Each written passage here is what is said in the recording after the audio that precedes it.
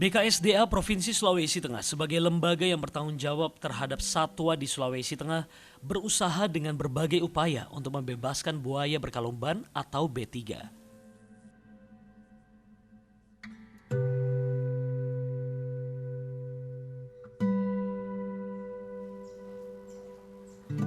Buayanya masih kecil, tapi kisaran 5 tahun. Ada buaya di rumah tapi tanpa ban. Nah, ini merupakan peliharaan dari salah satu warga yang ada di Mamboro, dan dia juga suka untuk hobi untuk memelihara reptil kayak gitu ya. Jadi saya saat ini sudah bersama dengan salah satu warga Mamboro, pemilik dari buaya tanpa ban ini, ada Mas Gun. Halo Gun. Iya, kita ngobrol dulu sebentar ya. Boleh, saya mau tanya kenapa kok tertarik untuk memelihara reptil khususnya untuk buaya ya? Sebenarnya saya awalnya bukan hobi di reptil. Saya sukanya burung dan sebagainya lah, hewan-hewan eksotik. Cuma ketika saya bergabung dengan satu komunitas itu dulu yang namanya itu Tadulako Exotic Pet. Di dalamnya itu ada yang memelihara reptil. Jadi disitulah awal saya tertarik dengan reptil. Karena kenapa?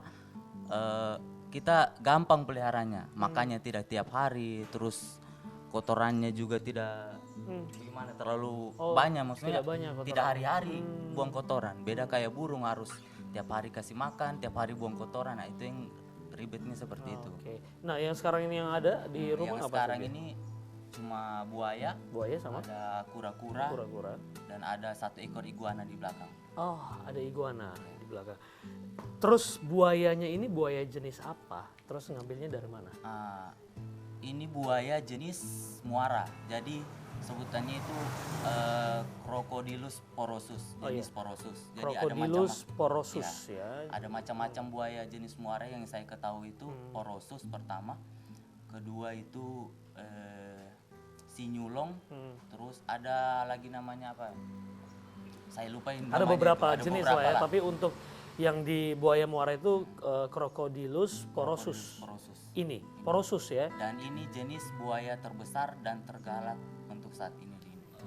Buaya terbesar dan juga tergalak.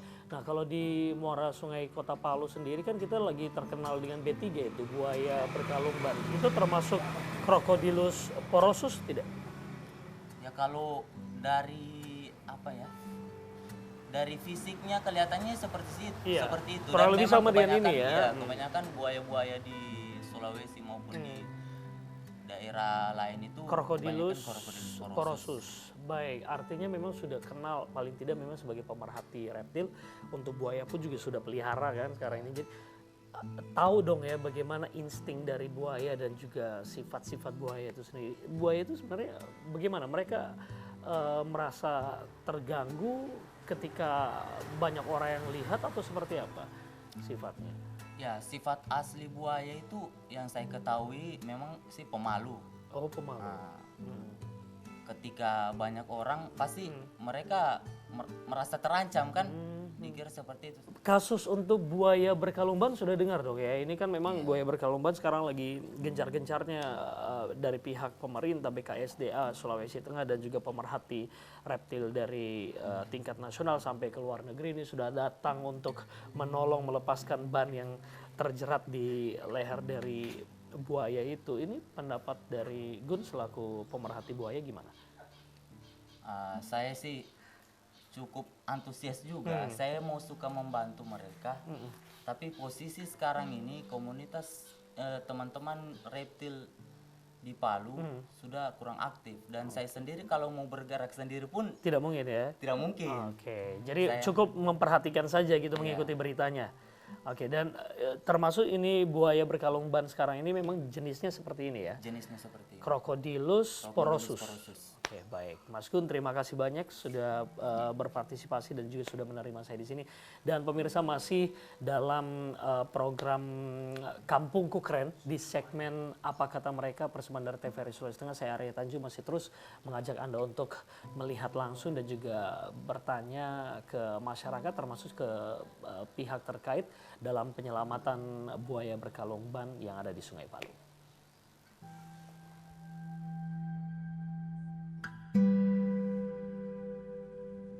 Di awal 2020, BKSDA Provinsi Sulawesi Tengah sempat mau menyelenggarakan sayembara secara terbuka untuk bagi siapa yang bisa melepaskan ban dari leher buaya.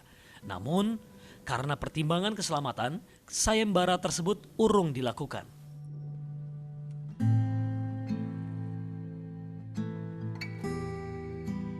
Namun upaya penyelamatan terus dilakukan dengan mendatangkan tim dari pusat dan melibatkan pemerhati buaya dari negara kanguru, Australia.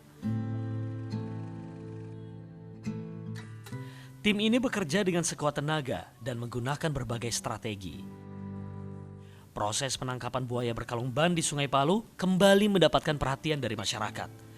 Ratusan warga selalu berkerumun di sepanjang tepi Sungai Palu yang menjadi pusat penangkapan buaya berkalung ban. Upaya tim penyelamatan buaya yang melibatkan ahli buaya dari Australia ini berlangsung hingga beberapa hari yang tidak membuahkan hasil. Melihat sulitnya menangkap buaya berkalung ban ini, tim Apa Kata Mereka TVRI Sulawesi Tengah mencoba meminta informasi dari salah seorang peneliti buaya Sungai Palu yang juga terlibat dalam upaya penyelamatan buaya ini.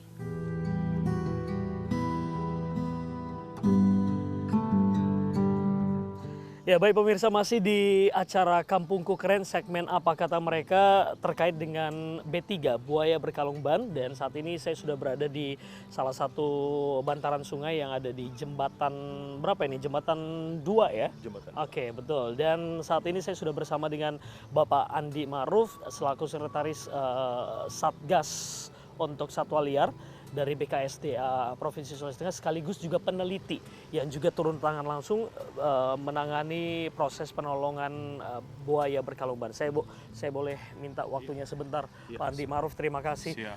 Saya lihat Bapak juga termasuk orang yang sangat konsisten juga dan ikut melihat dan juga mengontrol langsung bagaimana proses pertolongan kepada buaya berkalung ban ini. Gambarkan pada kami bagaimana tahapan yang sudah dilakukan selama ini. Buaya berkalung ban, saya jelaskan kembali bahwa jenis buaya yang berada di Sungai Palu, khususnya di muara Sungai Palu ini, yaitu dari jenis Crocodylus porosus atau jenis buaya muara. Adapun yang berita ini dan tentang buaya berkalung ban itu sudah terangkat mulai tahun 2016 dan penanggulangannya pun sudah dilakukan dari tahun 2016 itu pula. Sekaligus untuk lebih fokusnya yang telah dilakukan oleh Balai KSDA itu pada tahun 2018. Tahun 2018 itu sudah sama dengan saat ini, juga menggunakan perangkap seperti yang terlihat sekarang ini. Seperti yang terlihat sekarang, tapi waktu perangkap waktu itu yang dipinjam oleh Panji, inventaris dari balai itu perangkapnya berada di darat. Berbeda yang saat ini yang dibuat oleh Matt Wright dari yang Australia. saat ini dari Australia atas yang tergabung di dalam Satgas B3. Itu berada, ini namanya perangkap apung. Perangkap apung. Terapung begitu terapung. Jadi untuk lebih memudahkan buaya masuk dalam jebakan. Baik. Baik, kenapa akhirnya perangkap ini diposisikan di sini sementara buaya berkalung ban B3 ini dia kan posisinya dia mobile dari sini sampai ke jembatan 4 juga. Iya. Jembatan 1. Khususnya di jembatan 2, ini adalah daerah jelajah dari buaya berkalung ban. Wilayah teritorialnya wilayah teritorialnya.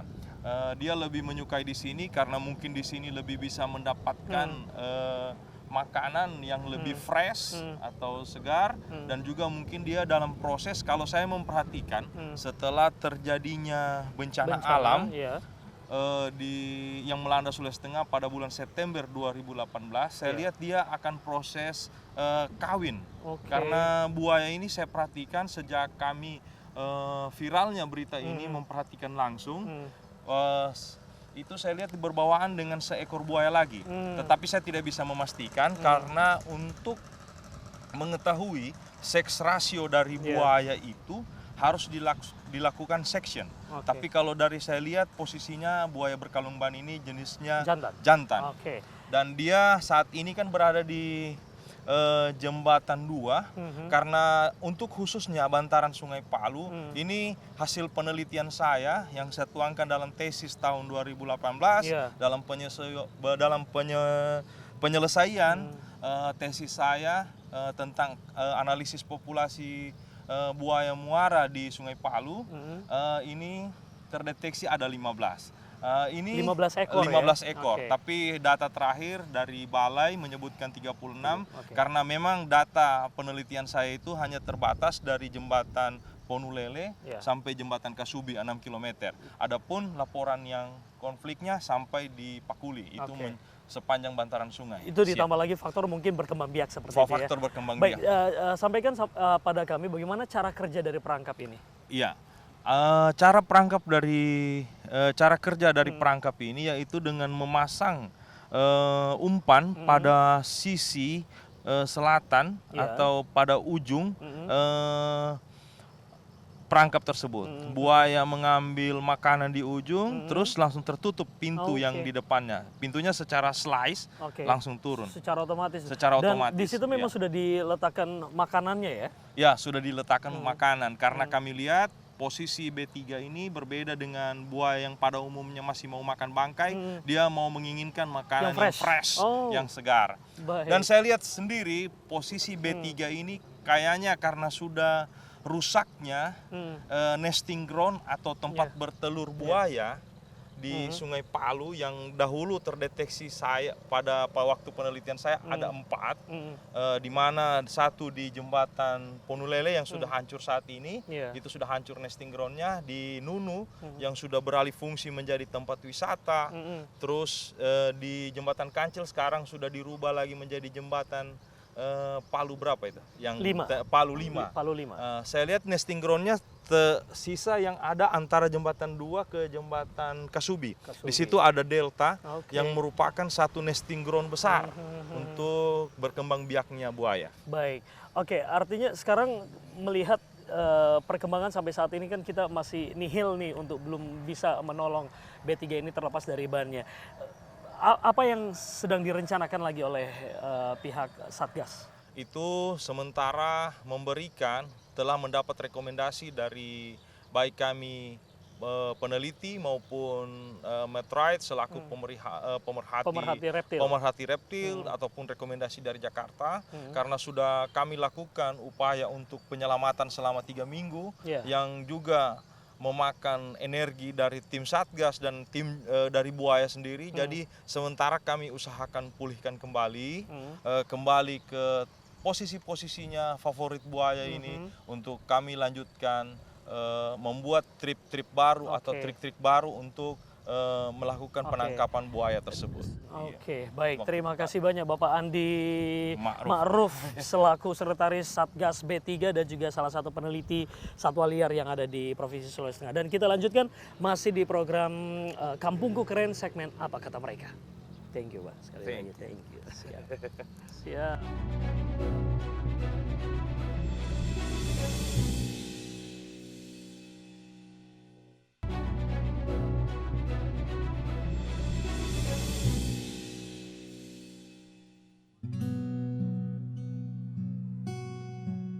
Upaya penyelamatan buaya berkalung ban bukan hanya mendapat perhatian dari masyarakat. Namun para jurnalis pun mengikuti hampir seluruh proses pembebasan buaya berkalung ban di Sungai Palu ini. Seperti apakah pengamatan mereka? Iya, kalau penglihatan pengamatannya kan dari teman-teman jurnalis yang sering standby di sini selama misi penyelamatan buaya yang terlilit ban ini memang warga selalu ramai. Kalau setiap tim BKSD ataupun dari reptiler dari Australia ingin turun pasti warga ngumpul. Setiap hari ramai. Setiap hari ramai, Pak. Mulai pagi bahkan sampai tengah malam pun warga tetap tongkrongin tempat ini.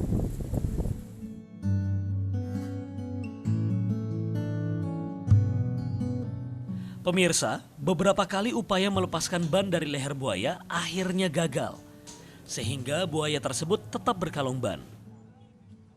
Seluruh upaya yang dilakukan akan membawa sebuah cerita dan kisah tersendiri di tengah masyarakat Sulawesi Tengah, khususnya Kota Palu. Ya saudara, hadirnya atau munculnya B3 buaya berkalung ban ini tentunya mendapatkan perhatian lebih dari warga Kota Palu. Bukan hanya warga Kota Palu, tapi informasi atau berita ini juga sudah terdengar secara nasional bahkan internasional. Beberapa peneliti internasional juga sudah datang ke Kota Palu untuk membantu pihak BKSDA Provinsi Sulawesi Tengah untuk menolong dan juga melepaskan ban yang menjerat buaya yang ada di Sungai Palu ini. Dan di satu sisi kita berharap semoga pihak BKSDA Provinsi Sulawesi Tengah bekerja sama dengan para peneliti dan juga pemerhati reptil baik nasional maupun juga internasional yang hadir di Kota Palu untuk memberikan pertolongan kepada buaya berkalung ban ini bisa berjalan dengan lancar dan sukses, dan kita bisa melihat bagaimana buaya berkalung ban ini terlepas dari ban tersebut. Ya baik pemirsa, tuntas sudah kebersamaan kita dalam acara Kampungku Keren, persembahan dari TVRI Sulawesi Tengah, segmen Apa Kata Mereka. Saya Arya Tanju pamit, sampai ketemu di episode berikutnya.